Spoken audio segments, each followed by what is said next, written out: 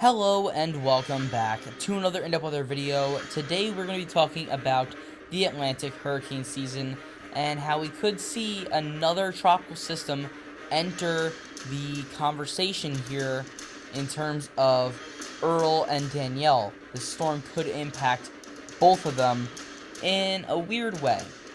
So we're going to be talking about that today. I was thinking about making a video on the Northeast flood threat, but I think this is a little bit more important. So, let's start off here just by going over updates to Danielle and Earl before we start talking about this system. Danielle is expected to remain a hurricane through Wednesday and then degrade to a tropical storm before going post-tropical sometime on Thursday.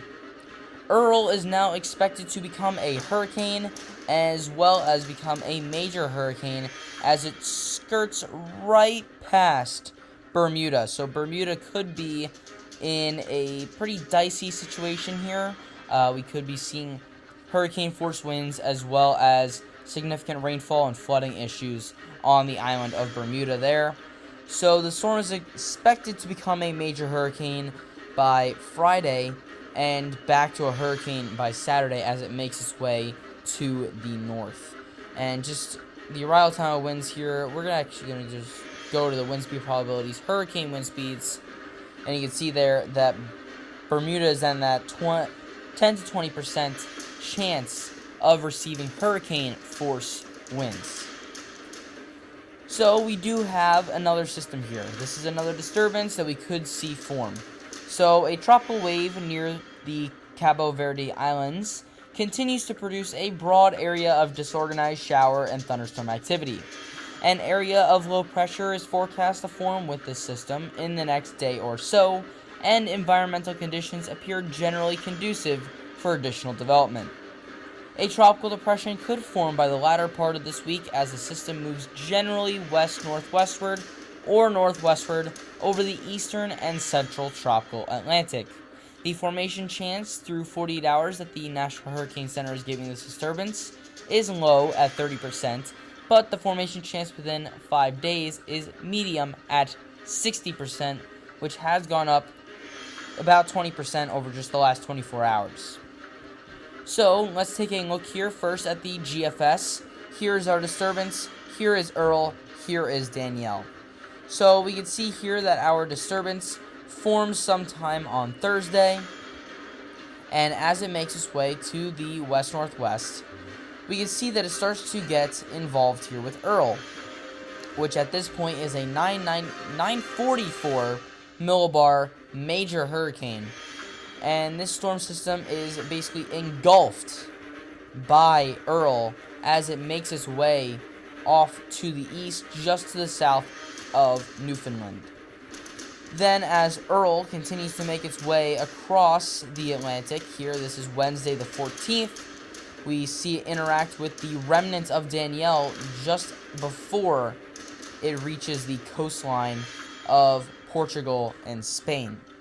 So, overall, the GFS is showing Danielle staying a hurricane for a little bit longer, degrading into a post-tropical cyclone, interacting with another system, which I believe is the remnants of the system that's moving through the northeast right now, and start spinning around that.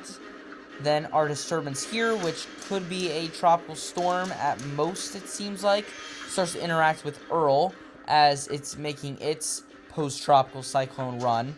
And then both those storms combine, and Earl interacts with Danielle just before they both hit Europe. So definitely a complex chain of events there that could end up not only having us see a third system in the Atlantic, but a lot of what we call the Fujiwara effect, which is what we see here when there's one large system and one small system. The Fujiwara effect says that one storm will engulf the other. Now, if these two were equal in strength, they would rotate around each other before they eventually form together. But since one disturbance is much weaker than the other, that storm gets engulfed in the other, which is what we see here. Now, the European model kind of has this playing out a little bit differently. It has our system here start to form sometime on Thursday, same time frame there. But as the storm starts to move west-northwestward to northwestward, the storm actually starts to pick up some strength. And in doing so, Earl kind of splits in two. You have two separate systems there. One is the current system in the northeast. The other is Earl itself. And they kind of interact, and Earl gets deflected a little bit there. But this disturbance kind of interacts between the both of them, rotating around this system, and eventually getting consumed or consuming a little bit of Earl, and kind of both interacting together. Definitely a weird chain of events there that really doesn't follow many of the rules, per se. Now, Danielle is just doing his thing here, rotating around that other system, before it eventually ends up in Europe. Now, the European model shows Danielle heading more towards the UK than Spain and Portugal.